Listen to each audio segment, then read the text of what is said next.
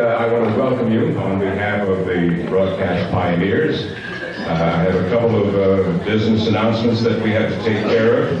We have a great speaker, our guest speaker, John Carilton, will be the original Gold Patroller, and he'll be regaling us with some great stories of broadcasting. And we also have a couple of other special items. You probably have seen a camera rolling around. Gene Crane from Channel 10 has been doing what he basically does, creating that seniors program on Channel 10. And some of you that he talked to, that he interviewed, will be able to see and hear yourself on Channel 10. The program will be on Sunday, July 14th, between 6:30 and 7 a.m. You'll be able to see yourself on that special program. I would ask at this moment if we can have a moment of silence for one of our colleagues who passed away the other day, and Bill Branson has gone. So please, let's have a moment of silence for Bill.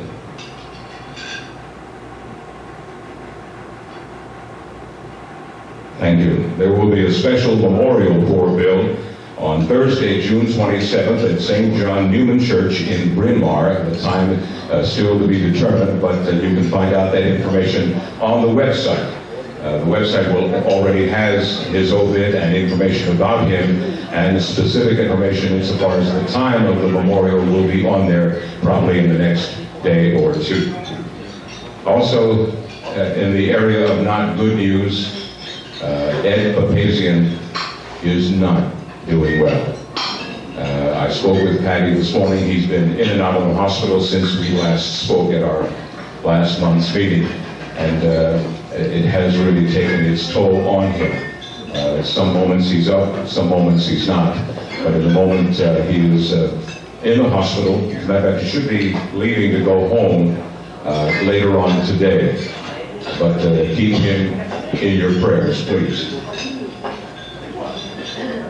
Another item, you had delivered to you at the table a cassette, which includes the wonderful music of Larry Ferrari. And this entire cassette and the activities has been produced by a couple of dear friends of Larry. They've been friends of his for many, many years. Steve Wagner and Roland Wacker. Steve is from Connecticut, up in Greenwich, Connecticut, and Roland is from Tom's River, but they were devotees and viewers of Larry Ferrari for many, many years. They became friends, and in a tribute to him, they created this, and they were courteous and kind enough to provide it to our membership here today. And Steve and Roland, please stand up. Steve, right over there. Steve and Roland. Thank you so much. I will just pass along a quick story that I just heard from Shelley Gross, that he was kind of the announcer at that time, way back, when Larry first started playing music on Sunday mornings.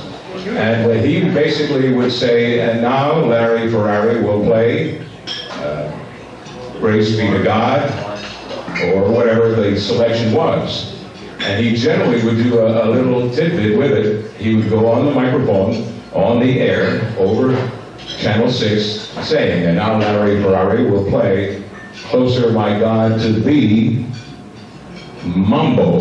But what he would do, he would say, Nearer, My God, to Thee, on the air, then hit the switch, but on the local monitors in the studio, Mambo. And never did the twain meet, right, Shelley? You never went on the air with the mambo or whatever, or bossa nova? I continued to work there. So. He still worked there, so it never went beyond the local. At this point, we have one more item of business to pass along to you, and in order to do that, I call upon one of our longtime members of the board, vice president of this organization, and also she has been for many, many years our chairman of the nomination committee. And this is the time to present it and have you give the A or nay to our slate. Ladies and gentlemen, Dory Lenz. Dory?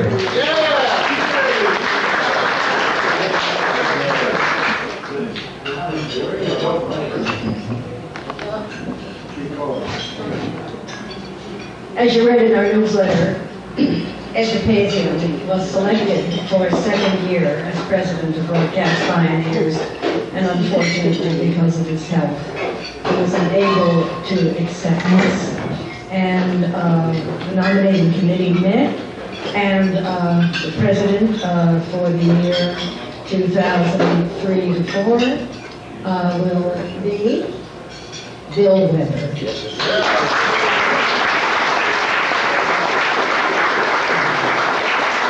Vice presidents will be Frank Hogan. Frank, would you stand? I am standing for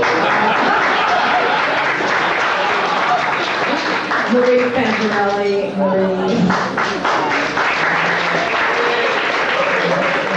and yours truly.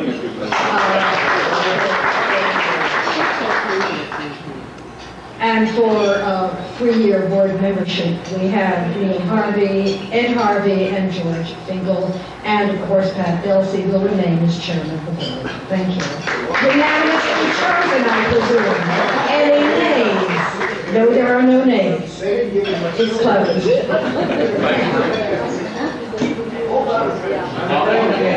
You want a nay? No. No, we don't need any names. Thank you very much, Dory.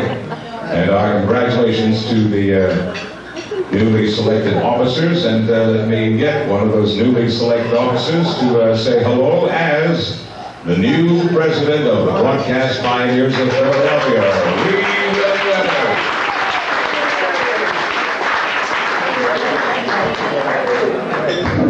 Thank you very much. I was hoping that this wouldn't happen, as I'm sure you all know. Ed Pazian has done such a fantastic job. We all wanted him to serve another year as president, and unfortunately his health forbid that. So I'm going to need a lot of help from all of you. I was actually serving as vice president in charge of programming. So they've asked me to fill some very large shoes with Ed Pazian, and we certainly wish him well in his battle. It's so nice to see all of you here. This is the last of our meetings for this year. In the program department, I just heard we had a meeting back here picking the persons of the year and also the people who are going to be in the Hall of Fame, and that's going to be in November. But we also found out, Dory tells me, that Pat Cherokee and Yuki Washington have agreed to come and be our guest speakers one of the third Wednesdays of the month for next year. We are planning also to have a WIP radio reunion. I talked with Tom Moran. We're going to get Tom Lemaine if we possibly can. I know we'll be able to get that right. And most of the people on the air from WIP, we have some cable people that we're talking to. Banyan Productions is one of them. They'll be here to describe how a lot of shows are done here in Philadelphia that are on the cable network. So we'll have some TV, we'll have some radio, we'll have some cable. I'm also going to introduce you to maybe 2 new forms of radio that we're planning to have a little bit later down the line. So we've got some interesting things, but I do need your help. Any way that you can help me fulfill these shoes, I would appreciate it. Very, very quickly, Larry Ferrari.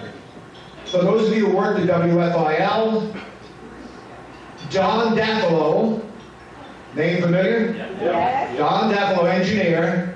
His sister worked at Towers, Parent, Foster, and Crosby. My wife, or what is now my wife, worked there also. They came to WFIL at 46th and Market to see a taping of the Larry Ferrari show. That's how I met my wife, and we've been married for, oh God, forever. So I just wanted to know about Larry Ferrari. As far as Captain Noah is concerned, you're going to introduce the people who did the construction, the lady who did such a great job with Captain Noah's Ark. Everyone who's grown up in Philadelphia, of course, know about Carter and Pat and their great show, and that's going to be involved with that. As I say, we have a lot of good programming lined up. If you read your newsletter, one more thing. Tell a friend. We have the highest subscription as far as people who are members of Broadcast Pioneers. Frank Hogan is starting a Broadcast Pioneers for the younger set, for the youngsters who are going to college, who are taking communications as their major. We're going to do some mentoring with them. We have a lot of things planned for this year. We need your cooperation. Now it's time to eat lunch. Thank you very much.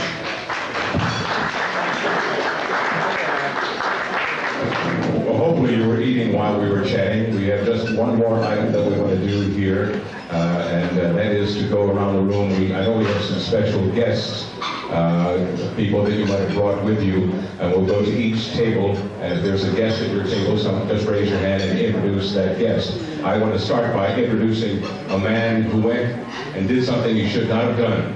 I don't know why he did it, because now I have a tough time finding him a place to hear him. I'm talking about Tom Moran, who just recently retired. A nice hand for Tom Moran.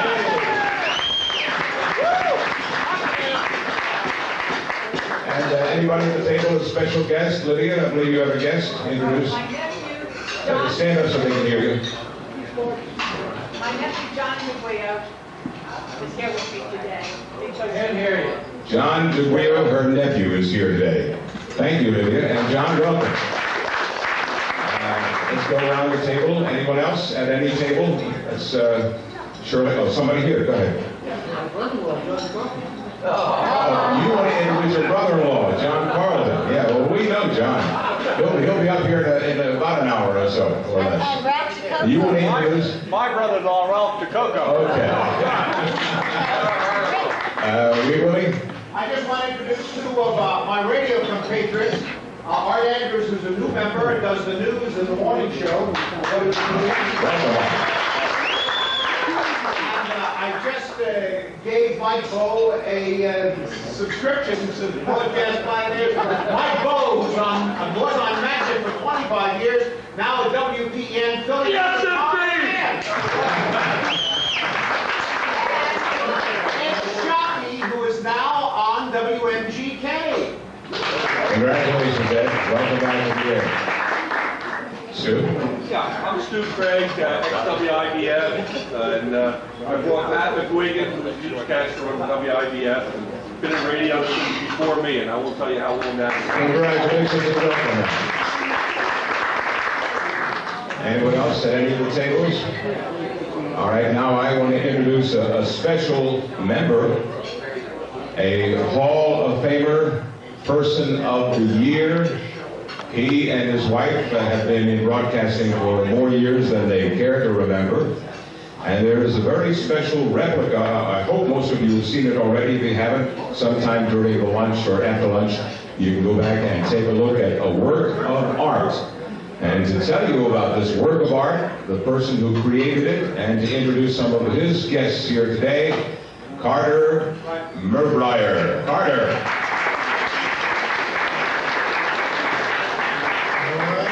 I have two special guests today who I brought and picked up the tab because they said they joined. Glory Lenz has already given them their tickets. Ralph Gaudio, a television personality, radio personality, and a born merchant of G-Boys over there at Marlton, New Jersey. Ralph Gaudio, who was on my show years ago. Frank Stone, who was on our show years ago, was with the Franklin Institute in those days when they were starting to get into TV, and is now as vice president in charge of marketing for a wonderful institution, the Please Touch Museum. Both are here today. What gives me the thrill today is to have a little girl, to me a little girl, by the name of Marie Bilbro, who hand-carved over the last year this replica of our television set that's over in the corner. And I hope you take a look at it.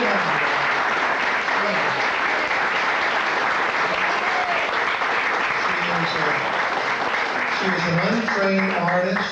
She does artwork. She's a wonderful young lady. She's a binder, works for Sir Speedy over in Ardmore. And her friend Gina Giordano brought the whole project together. She's also a waitress at a wonderful restaurant called the Old Guard House in Gladwin.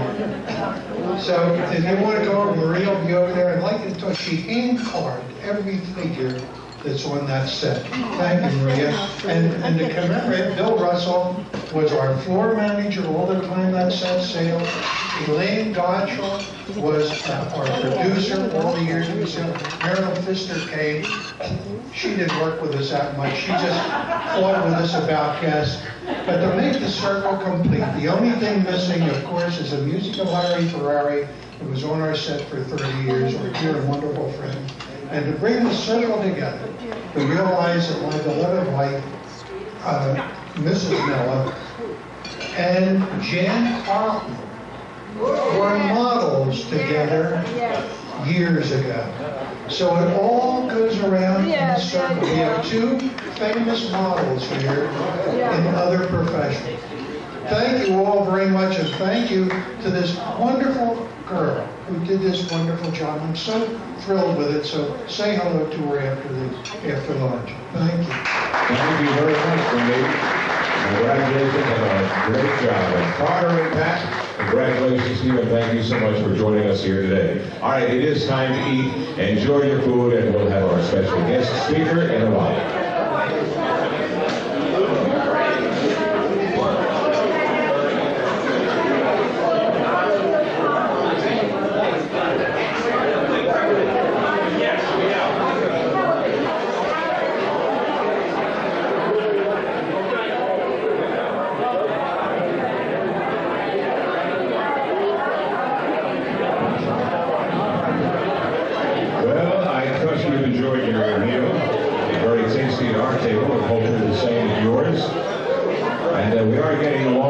So we want to start our program. I just want to say hello to Ralph Godio, who was introduced by Carter Murbrier. But Ralph Godio, who owns G-Boys in South Jersey area, taught me everything I know about gardening. I did a garden show live from his garden center in South Jersey, and we do it for about 10 years or more, every Saturday during the spring and early summer and the fall and early winter. And one thing that I remember, my problem is I learned a lot and then I forgot a lot. I do remember one thing, and that's green side up when you're laying down salt. Thank you, Ralph, and nice to see you here. I want to tell you about a gentleman who goes back a couple of years. Actually, a lot more years than you probably even imagine, and certainly many more years than he cares to remember. But he began his broadcast career in Niagara Falls. How about that for a place to start? People go there for their honeymoon, but he was there in broadcasting, honeymooning in the early days of his radio career at WALD. And the year was 1942, and it can't be because he doesn't look that old. He's got that Dorian Gray portrait on the wall at home, I think. At any rate, he came to our area here, to WFIL in 1952. 1952-53 is when he started at WFIL, and I can remember listening to him on the Caravan of Music. I'm making that as a recollection. We didn't talk about that. He was there, and one thing that I didn't realize, that he's been at WPEN, where he is right now. Good thing today's not Friday, because he wouldn't have been able to be here to be our guest speaker, because he's on the air from 1 until 3 on Friday afternoons. But he's been at WPEN for 21 years. And I said, gee, the time just went by too quickly. But the one thing that I remember John about, after listening to him for several years on FIL, is when the Atlantic Go Patrol started. They were looking for somebody to do, yes, I've got to get my hand, absolutely. And I remember they sent out notices. They were looking for somebody who wanted to go up in a chopper and ride around and give reports without going like this while you're talking. And I don't know how they could do it. But anyway, a lot of people auditioned for it. A friend of mine who worked at the station that I was working at the time, WCAM, auditioned for it. And it came down to a precious few people. And he was the person that they selected. And he's always been known since then as the Go Patrol guy. And as I said, we've enjoyed his work for so many years. His best work of art has been being married to Jen for 41 years. And on that note, let's welcome Johnny Carlton. sorry, I forgot. I'm sorry, Ed. He did call me and said that you wanted to. Well, come on up and give your introduction anyway. I'm sorry. I didn't even step on your parade. But see, as you get old, John called me, I guess, about 2-3 days ago. He says, listen, Ed asked me if he could introduce me. I said, sure, why not? And then I completely forgot about it. It's what they call sometimers. Here's Ed Harvey. First of all, I didn't ask to introduce him, he asked me. Okay. He told this character that I was going to introduce him. This guy used up all my ad-libs. Well, I have instructions from this table, first of all, before I introduce you. This table instructed me to congratulate wee Willie Weber on his election as president.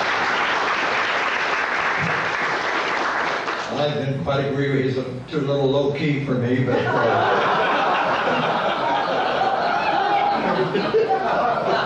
what are you doing here?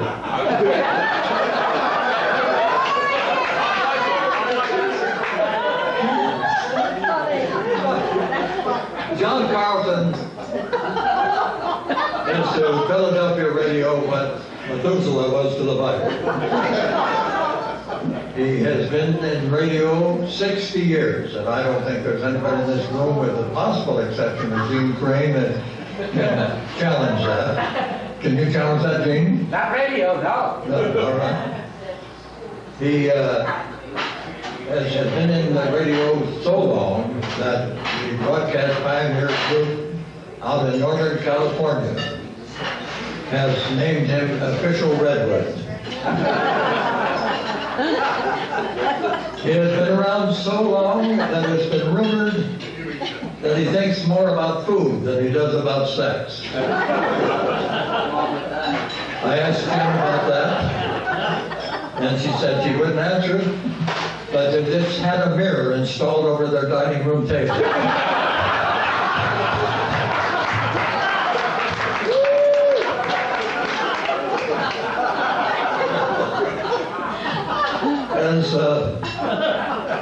As the fellow took all my ad-libs, told you he was 16 years with the Gold Patrol, the voice of the Gold Patrol.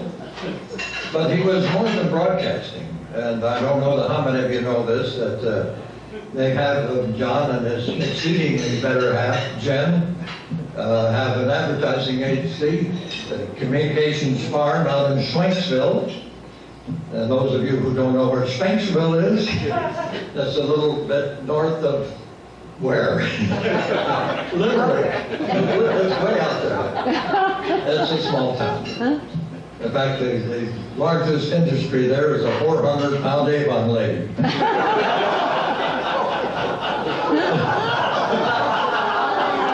still don't know why he's sitting there. I don't want to get out of your space there, And he's going to leave soon. He said, if I go more than a half hour, he's going to get up and leave. Bill Campbell, he has to go be and do something. And I don't mind, because I've had empty tables get up and walk out. But why did they call it Communications Farm? That's the ad agency. Well, the reason is because it's a farm. And John still, well, he grew up in a farm. And he still never gets up in the middle of the night without putting on his shoes and grabbing a flashlight. Putting on his shoes and grabbing a flashlight. Anyway, to get a little more serious, Larry Kane has wrote a book a while back.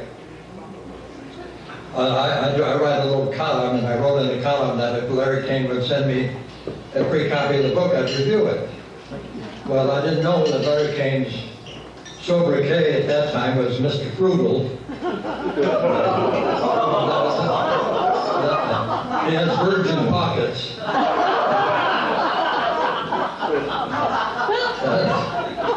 So he didn't send me the book. But I did get a copy of something that he wrote about John Carilton in the book. And on a more serious vein, I'd like to read it.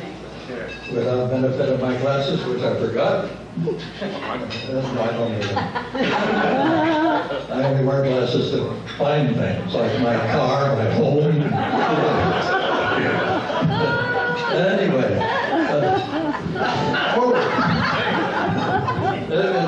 it's titled in Larry Kane's book, which is Larry Kane's Philadelphia. And Dan Rather wrote the introduction to the book. And in there is a little page on a profile in courage, something he swiped from JFK. But it reads, even to a seasoned newsman, there are some events that stick in your mind because of their intensity and sometimes their severity. On the cold morning of January 8, 1968, the Normandy Retirement Club at 36th and Chestnut was being ravaged by a fast-moving blaze. It was time for fast action and a courage that few reporters have ever seen.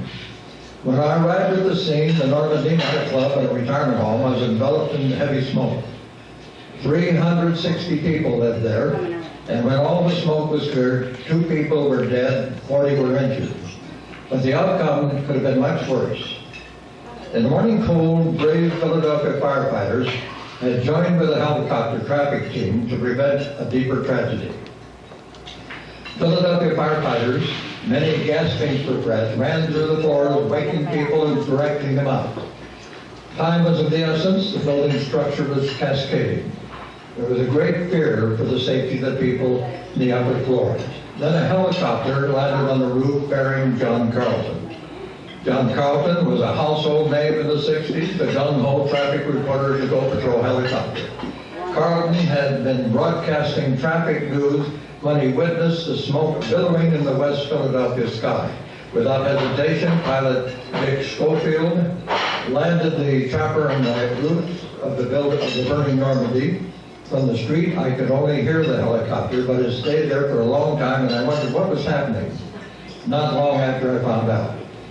Carilton and Schofield had rescue on their minds. After landing, they found a fire door and traveled to the 7th, 6th, and 5th floors, rousing residents and directing them to fire corridors and safety. When the residents were safely out, without missing a beat, they boarded their helicopter, took off, and began broadcasting traffic reports, urging motorists to stay away from the area. On the ground, I watched in amazement as Philadelphia firefighters courteously escorted frightened residents of Normandy, some of them barely clothed, often shivering in the morning air. The fire department was brilliant in its rescue, aided by a mercy flight from the Go Patrol helicopter. This had been a textbook rescue, with everything going as well as it could have. And that was a good thing. 60 minutes after the fire had started, brick and mortar exploded around us. The Normandy collapsed to the ground. And that was John Carilton.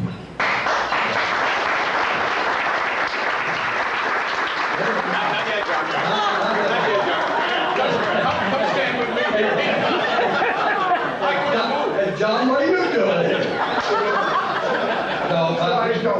His exceedingly better half, Jen, added this to him. I think it should be added. From that rescue, John Carilton received the Andrew Carnegie Medal for Heroism, the first time it had ever been given to a civilian. And I think that's great. Also, the Benjamin Rush Award, which normally is just given to doctors, that was also given to John Carilton. So, ladies and gentlemen, the man of the hour, we're going to tell you about everything that happened in his 60 years in radio, Mr. John Carilton. Thank you. You got 2 minutes, John. You know the old phrase, how do you stop and act like that? I could ask Phil Weber to say a few words. No, seriously, I'm delighted to be here. I don't think there's anything as rewarding for someone in any business to be able to talk to a group of their peers, people who have been in the same business. I asked Pat, what do you want me to talk about? And after the smart aleck said, about 15 minutes. He said, we'll talk about broadcasting. I was reminded of the story when he said, talk about broadcasting. We, a long time ago, had an Uncle Fred. He died when I was very young. He lived in Johnstown, Pennsylvania. And he had lived through, I'll get out of the way of the headsets here. Thank you very much. He had lived through the Johnstown flood. And he'd been a traveling salesman before that, but he soon realized that he had a story to tell. He had been involved in a couple rescues and so on, and so wherever he went, wherever there were 2 or 3 people, he told them about the Johnstown flood. And he made a living the rest of his life this way. He died in the early 30s, I think, what? And he went to heaven. He was standing there at the pearly gates. St. Peter welcomed him. And Uncle Fred said, hey, St. Peter, how would you like to hear about the Johnstown flood? And St. Peter allowed us he would like to hear that. He said, well, why don't I get together a group of some of the boys? We'll all gather up here, and you tell us all about the Johnstown flood. So a couple days went by, and St. Peter called Uncle Fred and said, we're ready for you, Fred, but I must tell you one thing. Noah is in the audience. So what happens to me? Captain Noah shows up. I remember Carter when he was a teenage minister at Channel 6. And a memory of Ed Harvey. One of the big thrills I had early on in the history of the Go Patrol, while we were still just on WCAU, was they asked me to pinch hit for Ed Harvey during a week of his vacation. And believe me, that was a red hot show. It was wonderful. It was wonderful to do it.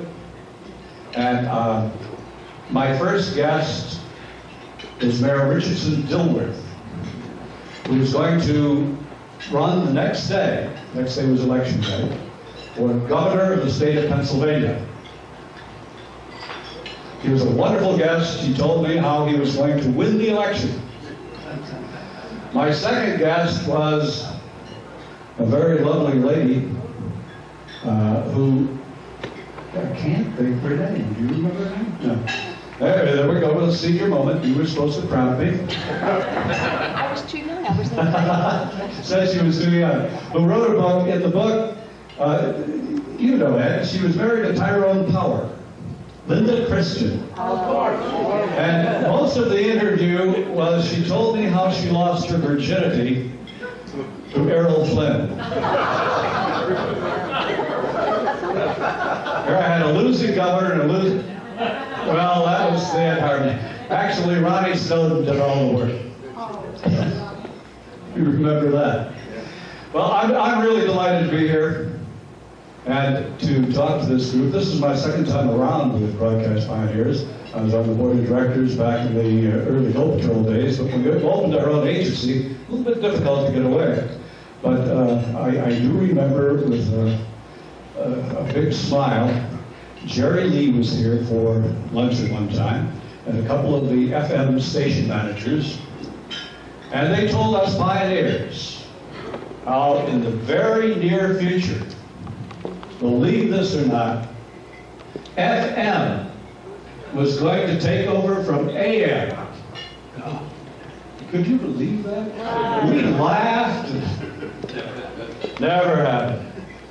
Well, tell you a little bit. I think it's been mentioned a couple of times. I'm from Niagara Falls, New York. Started off in the usual school plays and things of this sort. Loved any place where there was a stage. And in 1942, WHLD went on the air. And almost immediately, they formed what they called the WHLD Players. Well, one of the things they did was to produce a Saturday afternoon program, dramatic series, Norman Corwin, Arch Oakler, authors of that ilk. And I was the kid. Of course, I also did sound effects and other things. And there were a lot of other authors, too, involved. But that was how I got started, doing drama as a wee little tiny, junior high school. And that went on for years, all the way through junior high school and high school practically every week. Learned a lot about the radio station. Slept up the place after the Saturday afternoon dance party and so on. I think a lot of us did start out that way in those days. But I was always hooked on theater, this radio. Never worked. So, in the meantime, I became familiar with a place called Chautauqua, New York. I don't know whether you know about it or have heard of it. It is in the southwestern corner of New York State, below Jamestown, New York. And it has its own symphony in the summer and its own playhouse and a great many summer school type things. They have a drama course operated by New York University. That seemed good, and people find this difficult to believe, but at the age of 12, my mother let me go to Chautauqua alone. You were safe in those days, believe it or not. And from the age of 12 until went in the Army, actually, I was at Chautauqua in the summertime. And taking these courses from New York University approved instructors. The theater was operated by the Cleveland Playhouse. And my instructor was a guy named Ray Walston. Yes. And well, a little bit later on, when I got to senior high school, we drank a lot of beer together. And I lied about my age. I'm still lying about my age. But after this, theater was tremendous. So I played summer stock up in New England the year I graduated from high school. Half the summer, came back to Chautauqua, and Ray Walston and I appeared in Junior Miss. I don't know whether you remember that show or not, but we appeared at the Chautauqua Repertory Theater in this show. And they asked me to go to Cleveland to be a permanent full-time staff member. The pay was $13.50 a week. Well, remember, this was during World War II. It still wasn't that much. So I went to Cleveland, appeared in one show, Time of Your Life, and was drafted. Did a little bit of work for the Armed Forces Radio Network, and actually spent most of that time being a drill sergeant for the 9th Division Infantry. When I got out, the Cleveland Playhouse offered me the staff job back. $13.50. While I had been in Cleveland the first time, before going into service, I remember doing a radio series. We were the main source of cast members for the radio series, called The Ohio Story on WGAR. They paid $25 for 15 minutes. Now, I was never good in math, but here I had this $13.50 a week, $25 for 15 minutes. I was beginning to think radio was all right. Got back to Niagara Falls. I was stopped there to see my mother and was on my way back to Cleveland. In fact, I was leaving the next day. I had the bags packed. And a new radio station had opened up in Niagara Falls, WJJL. And they called, and I went in for an audition and canceled my ticket on the Empire State Express to Cleveland the next day because they offered me $19.50. Radio was a winner. What I didn't realize, I had never heard the word trade used in this way. I got the $19.50, but I also got $10 a week in gasoline, $10 a week in groceries, 2 meals every week at a restaurant, and dry cleaning and laundry done. It was all trade. So they never paid me more than $19.50. I stayed there 3 years and then went to Erie, Pennsylvania as the morning man at WERC. That was a little better, but not a great deal. But radio was paying quite well. I was there 5 years. And noticed an ad in broadcasting, answered the ad, and a week or so later I got a call from what was his name? George Kohler, I think it was. And I talked to George for a while, and he told me he was the station manager at WFIL Radio. Now, how did I know? Well, he could have been anybody. I said, well, I didn't send you a recording or anything. Tape was rather unusual in those days. And he said, well, you just auditioned on the phone. So they asked me to come to Philadelphia. I auditioned again and got the job. Oh, the cast of characters I moved in with on Channel 6. It was unbelievable. Channel 6 was the center of everything. Bandstand was down the hall. Dick Clark was over doing the caravan of music. Bill Weber hadn't done the Kitty show yet, but he was there. Neil Harvey was there. Shelley Gross was there. And I must tell you of a horrible mistake I made today. I introduced Shelley Gross to somebody as Neil Harvey. I apologize on the spot. But Shelley said, I must tell you a Shelley Gross story. Shelley Gross, you know, was the originator of Valley Forge Music Fair. Made a fortune the very first year it was open. He'll deny it. And, but it went on and on and on, and it was a money-making and artistic success. And I used to give him a ride occasionally to 30th Street Station on the way home. He was a staff announcer. He was doing Eastern Guild commercials with me, and Neil Harvey, and Bill Weber, and Tom McCann, or Jim McCann, and Tom Rogers, and Charlie King, if you remember those names. We were all doing the same thing. We prayed for rain when it was a baseball game scheduled, because then we did more Eastern Guild commercials, star windows, and vacuum cleaners. 2 minutes. Well, we got $25. Hey, maybe radio's okay, and television's even better. It was beginning to dawn upon me. But it was an exciting time. Jack Steck was there, another broadcast pioneer. The Jack Steck story. Jack said that he was influential in talking to people into hiring me at Channel 6. Later on, when I was doing the Go Patrol, Jack asked me if I would speak to his club. I think it was the Downtown Club in Philadelphia. Anyway, it was at a hotel dining room, and Jack introduced me, and I accepted the invitation, or introduction, I should say, and thanked Jack very much, and said, you know, Jack Steck is one of the greatest people in the talent business ever.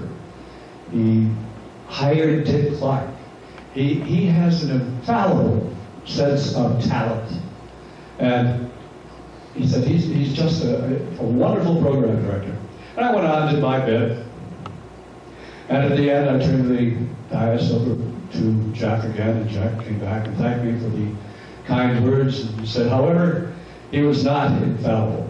Yes, he had hired Dick Clark, but he also hired John Carilton.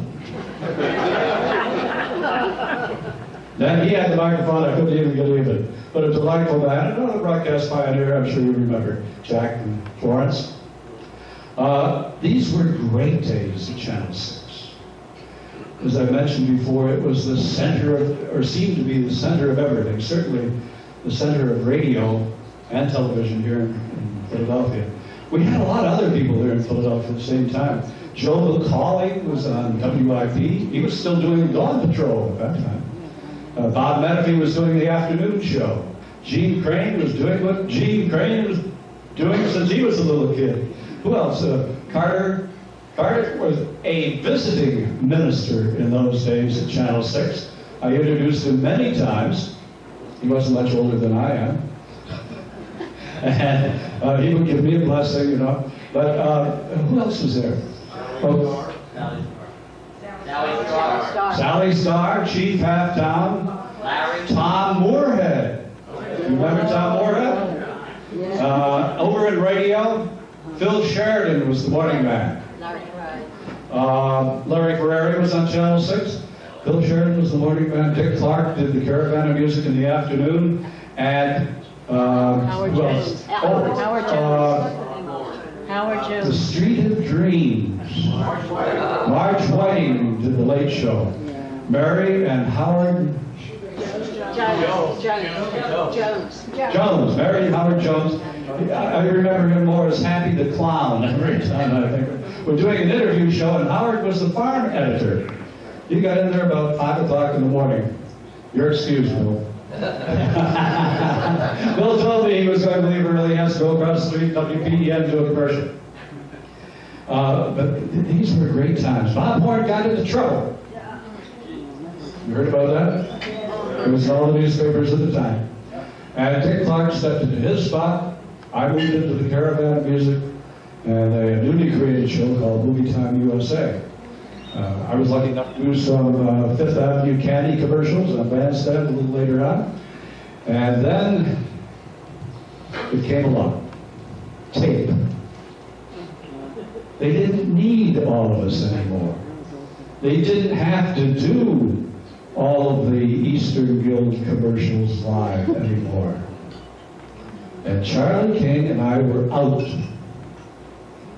Up until that time, we were the junior man on the staff. Up until that time, we did all these commercials live. You saw somebody there at 6 o'clock in the morning, and at midnight, he was there, live. In fact, Charlie King was extremely popular. He was pretty much the voice of Schmidt's Beer, if you'll remember that. And Charlie had to do these Schmidt's Beer commercials. He did some cigarette commercials too, but mainly Schmidt's Beer. And he started around noontime, did them live, had to rehearse a little, and in those days you could drink beer on the air. Ralph Dakota, my brother-in-law over here, will vouch for that. And, Bill Russell, he shot many of those commercials. Anyway, Charlie King had been doing the beer commercials most of the day. He came along after the news about 11:30 at night, had a cigarette commercial in one of the late movies. He took a long drag on that cigarette and said, "Man, that's beer."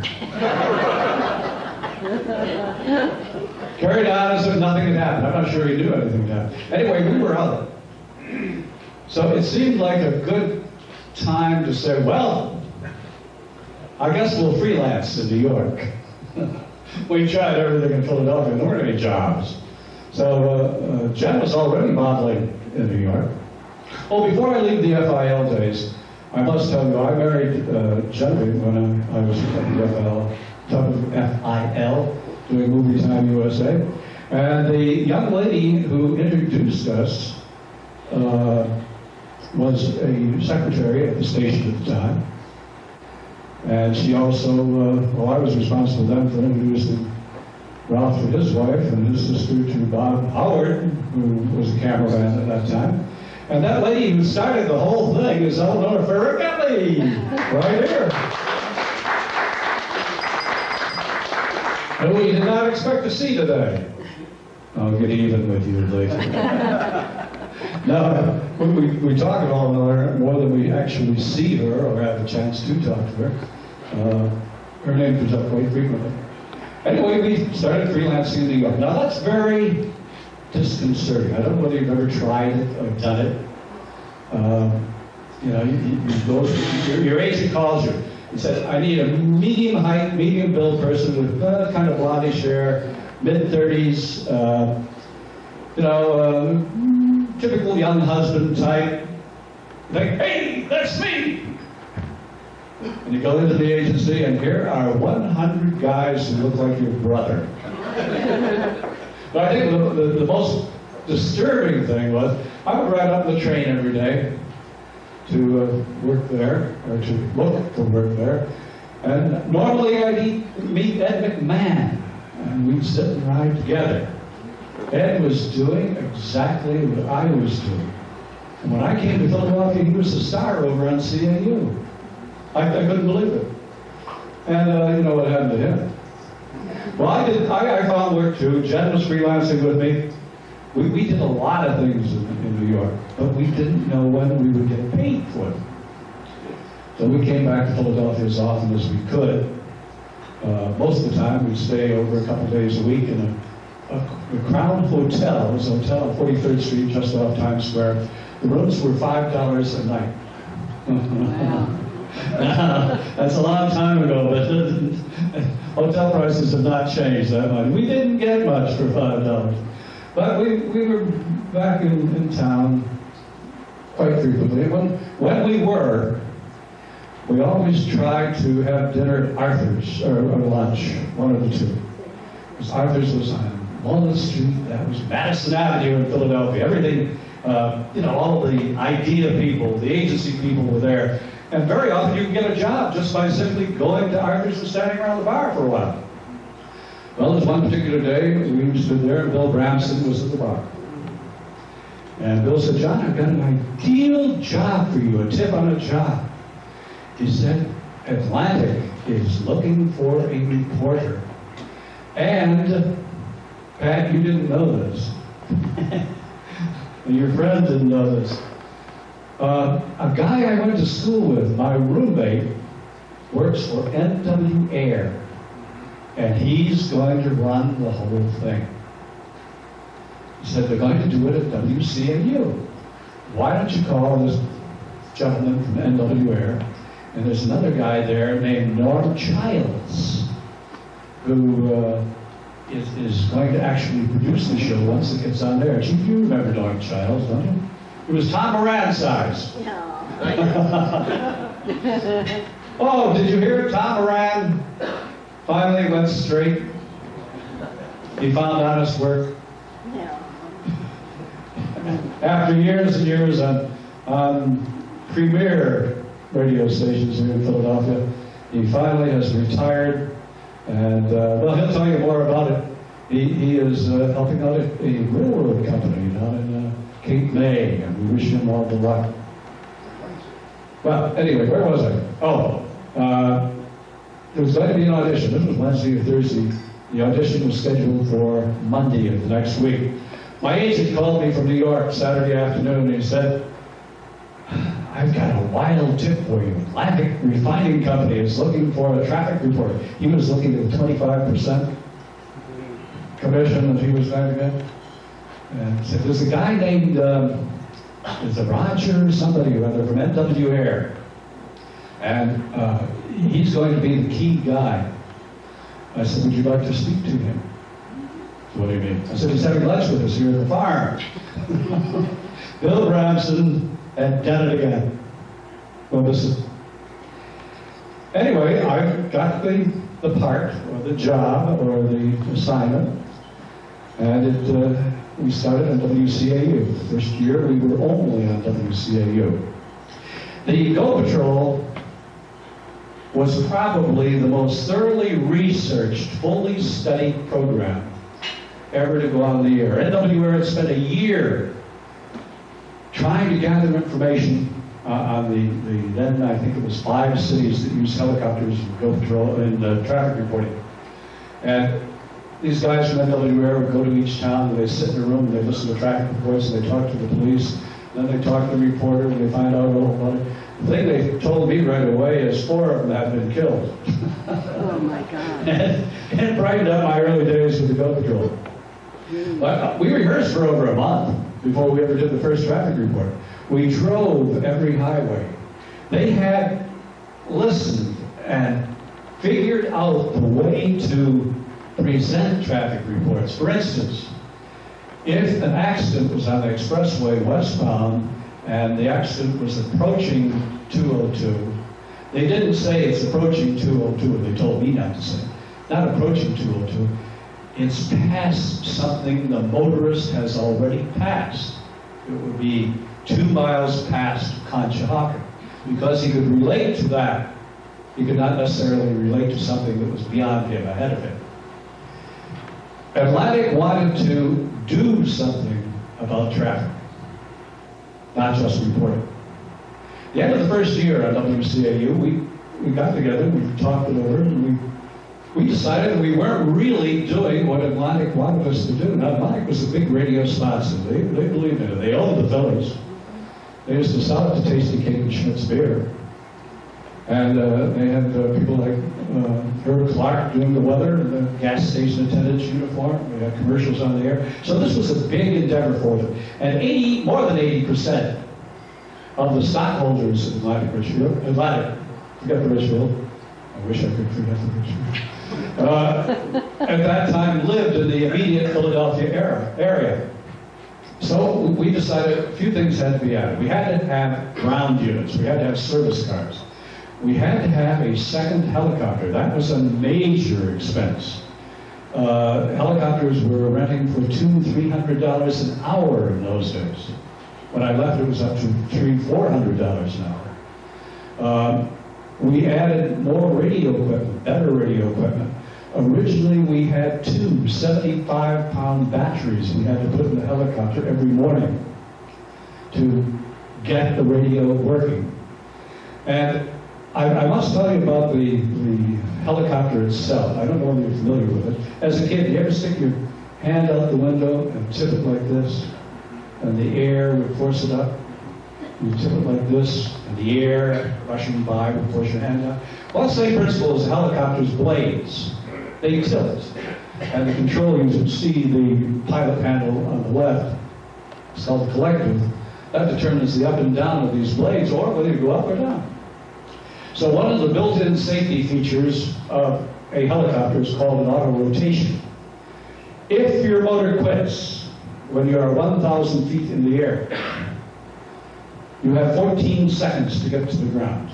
That's how long it takes a stone to fall down 1,000 feet, almost. The pilot immediately puts the helicopter in a downward position. So he is going toward the ground as rapidly as he possibly can. The wind comes through the prop, it builds up more speed on the prop, so that you're going probably twice as fast as you were when you were flying with an engine as you approach the ground. When you get 6 feet off the ground, when the pilot gets 6 feet off the ground, he pulls pitch all the way up the other way, the blade turns, and you settle neatly into the earth. That happened to me in the middle of a report. I think it was 1963. Maybe we have that report. So, take a look at Monday morning traffic conditions in the Philadelphia area. There are 2 helicopters, South cars on the road, and we're having some difficulty.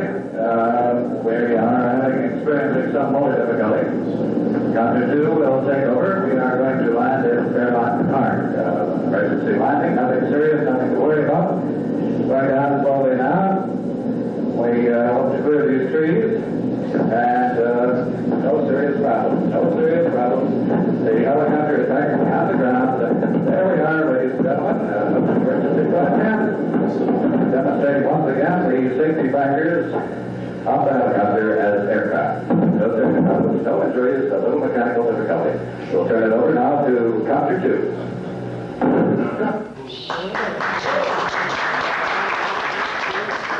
It still scares me when I hear this. Oh, no difficulty. Safe. No. The next year, this was not on the air, but the next year we had a little bit different situation. And although it was not on the air, in the middle of a broadcast at the time, we did record it. We're down by the food center, about 50 feet from the ground. We're going into the elevator. Now, what number that mile? All right, we're practically down. Okay, we're down. More or less one thing. We're hit pretty hard, but I think we're all right. Oh, boy, we're just the guys. We're riding this thing up. We're shaking out pretty bad right here. All right, I guess that's about it. Boy, we just missed one of the squatters down there. If my voice sounds nervous, it's because we're 1 feet mile away back and forth. Probably do take over this, and we'll be in touch with you. Probably will do radio communication. Get me a scout car down here as soon as you can. Where's the station? Where's the station? Stay down. We're in the food center area. Down by, about 100 feet from the bridge. Back in the top area. Come to do correspondence and guide one of them.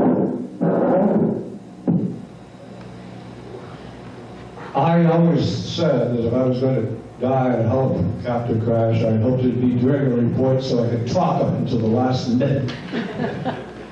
Didn't work out that way, but that gives you a little bit of an idea of what we went through.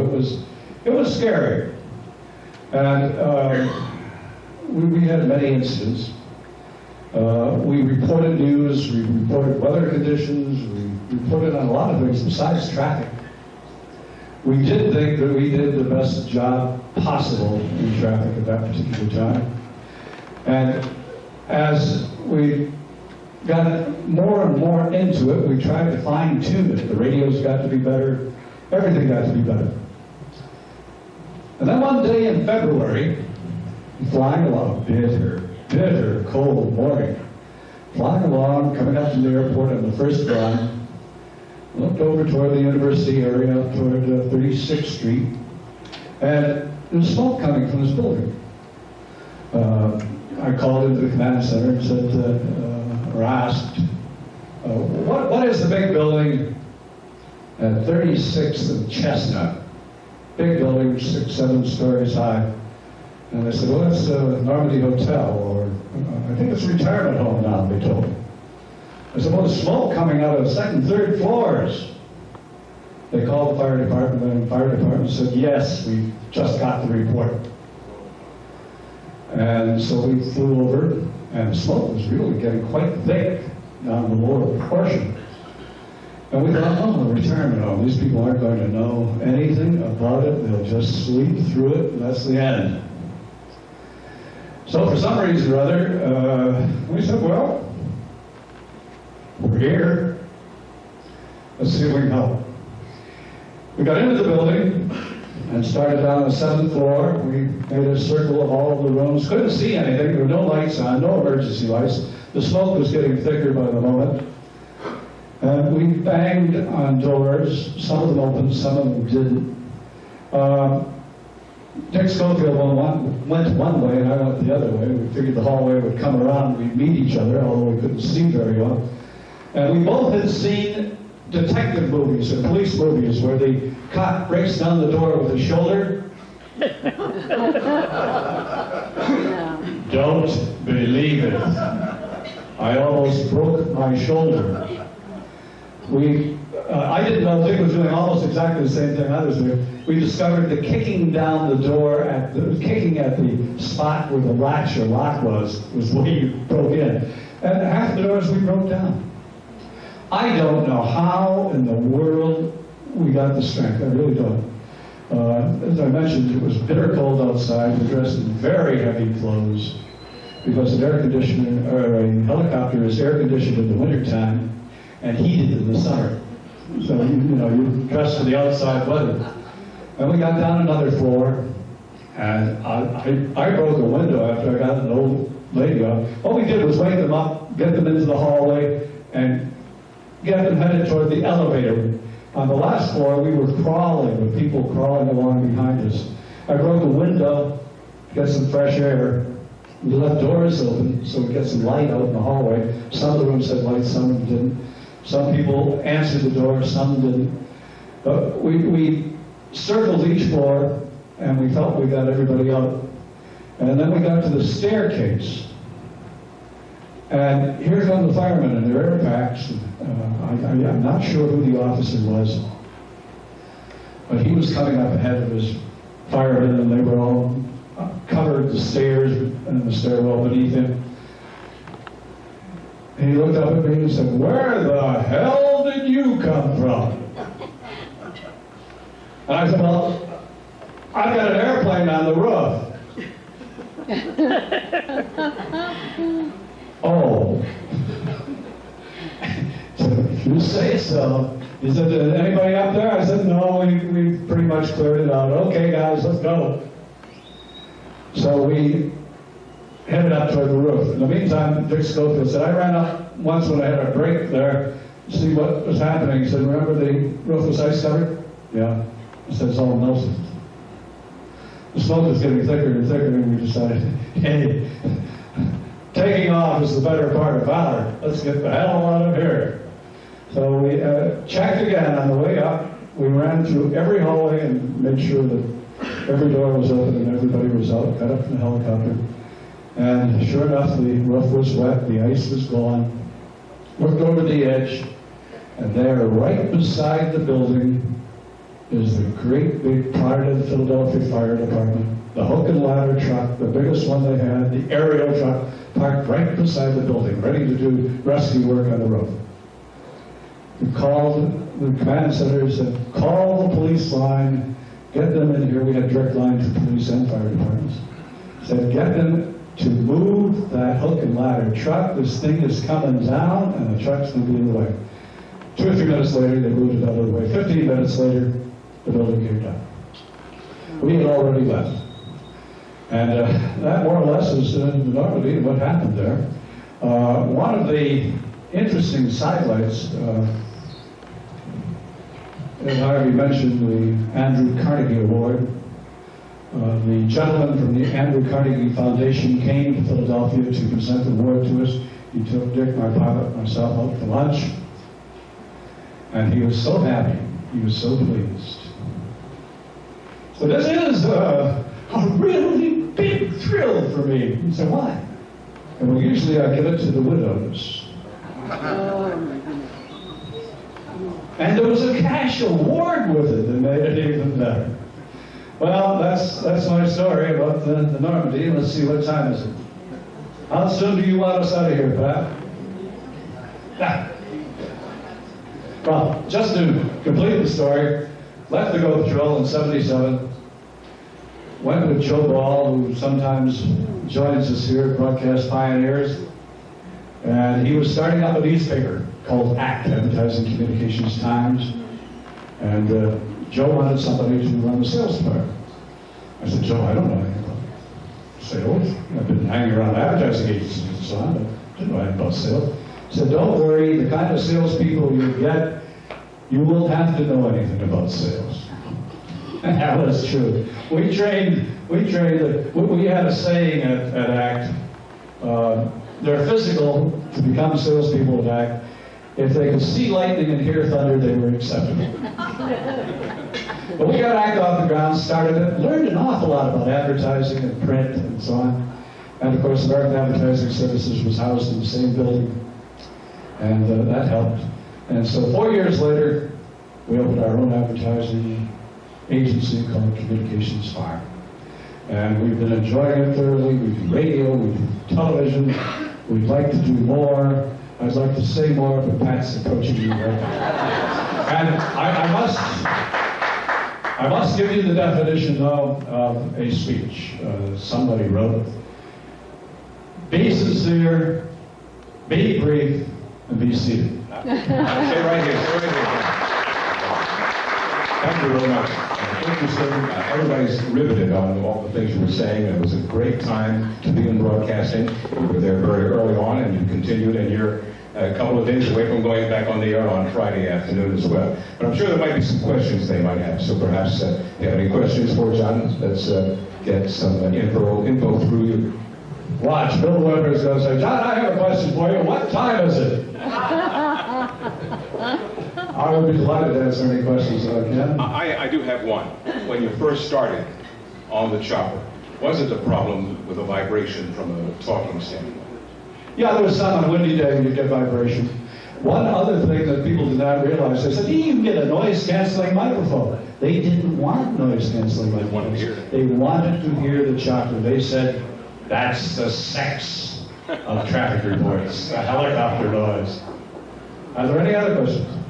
Yes? Do you fly? No, I did at one time a little bit, but when it costs $360 an hour, it's not a pleasure aircraft. And besides, I wanted to get on the ground as quickly as possible every day. Anything else? Yeah, John. Where'd you pick it up in the morning, John? International Airport, which meant getting up at 4 o'clock in the morning to be there at 6 o'clock in the morning. And then, of course, I wouldn't leave until 6 o'clock from International. And get home about 7, 8, 9 o'clock. Wow. Long day. Wow. John, Yes. how do you feel it is different today as to when you did go, as far as the live report, being there, as opposed to today being They in the don't, event center? John asked, you're thinking, what do you think about the live traffic reports today? As little as possible. They don't do live traffic reports today. They do descriptions of what their 20-25 cameras limit to almost the studio can see. They are not there. Yes? John, why do you think that came about like that? That's Money. Yeah, I suggested it when I was with the Go Patrol that they put up industrial cameras on certain locations.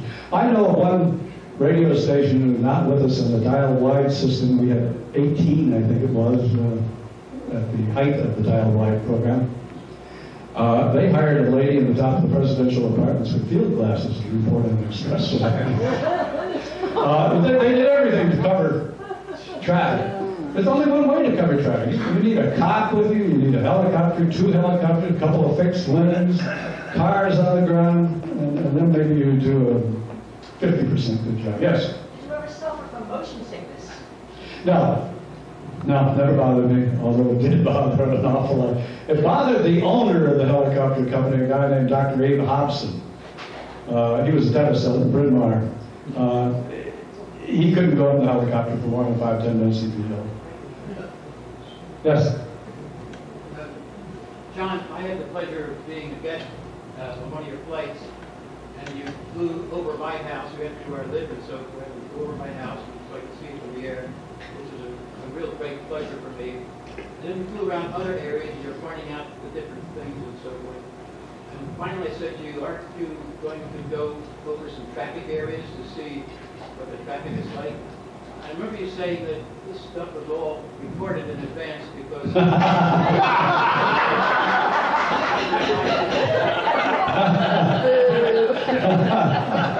you still doing that today? No, I don't believe that today, because I know that these reporters have I know they keep saying, as you can see, traffic coming at you, so they're really seeing it. What the 25 little cameras show them, that's what they're seeing. That's terrible. I met Les Watts the first week or two I was at Channel 6.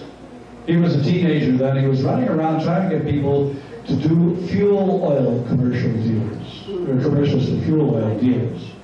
You remember that? No, he doesn't even remember. So long ago.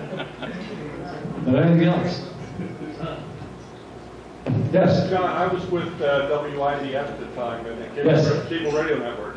I remember you came down and picked me up in the parking lot of the Prudential Apartments at the time, or the presidential apartments. Yeah. And I remember, I'm a pilot myself, but I remember the pilot flying down the center of Broad Street. I thought I was below the buildings yet. That always bothered the pilot. If we knew we had a pilot on board and we were going into international, we'd go in about 600-800 feet over the end of the runway, and the pilot would be like this because he should be about 300 feet by this time at the end of the runway.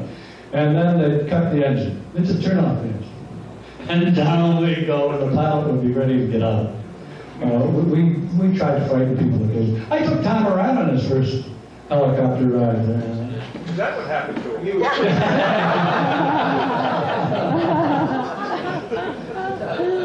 Are there any other How questions? many accidents did you have?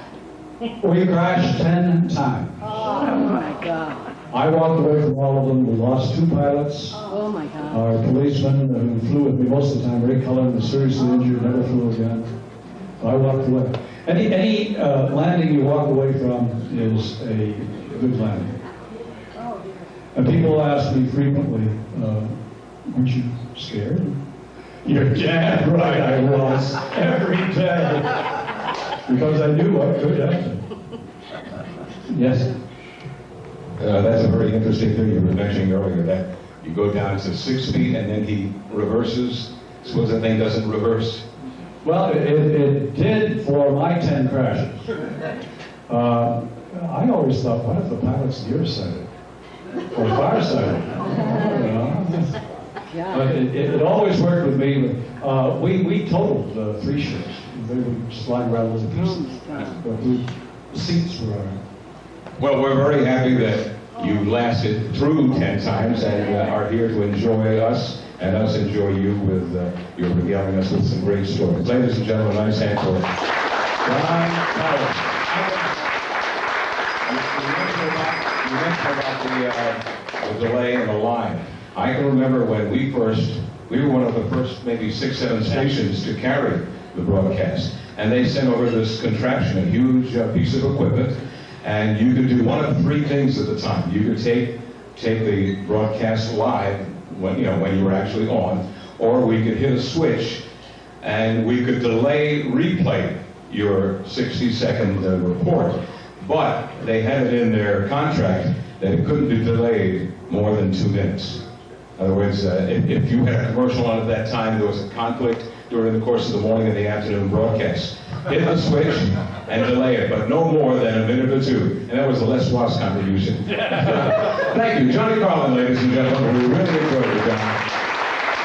Looking forward to a great summer for all of you. We're going to start our September item right here. We have a big bang-up lineup prepared for you. We'll let you know in the newsletter. Thanks again for joining us.